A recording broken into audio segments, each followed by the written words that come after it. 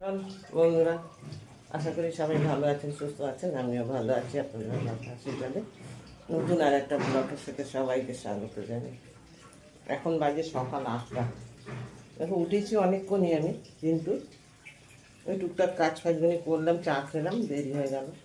আর এদিকে তো সব হাত পাড়া ধোয়া হয়ে গেছে, সদর দরজা হাত টাত দিয়ে ধোয়া হয়ে গেছে। আজ তো বৃহস্পতিবার দিয়ে এখন এই যে অল্প কটা কাঁচা আছে, বেশি কাঁচা নেই আজকে। বার করলে হবে, কিন্তু আমি পারবো না। জিন্সের প্যান্ট ট্যান্ট সব আছে, ওগুলি থাক, অন্যদিন কাচবো।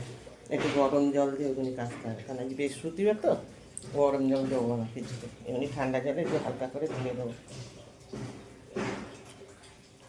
আর ছেলেটা দেখি কোথায় গেল, মনে হয় ফুল তুলতে গেছে। এই গাছে দুটো জবা ফুল হয়েছিল,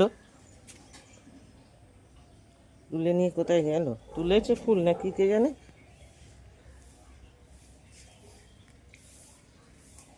হ্যাঁ, ফুলগুনি তুলে নিয়েছিস? একটু দেখালাম না বন্ধুদের কতগুলি ফুল হয়েছিল, তুলে নিয়ে চলে গেছে তারপরে।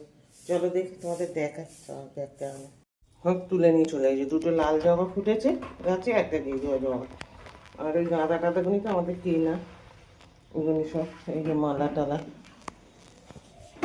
চল কি করছে? ওরে রোদ্দুর লাগাস না রে, প্রচুর রোদ। চলে চলে আয়।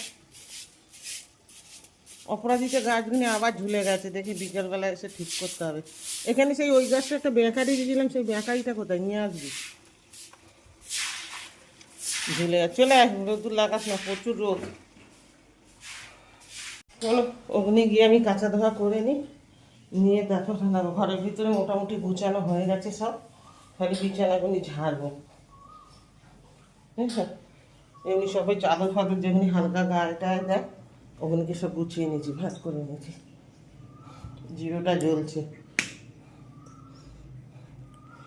কাঁচা কাটা ভেজিয়ে হালকা করে ধুয়ে দিই। এখনকার মতন টাটা বন্ধুরা, পরে আবার আসছি, বুঝেছো।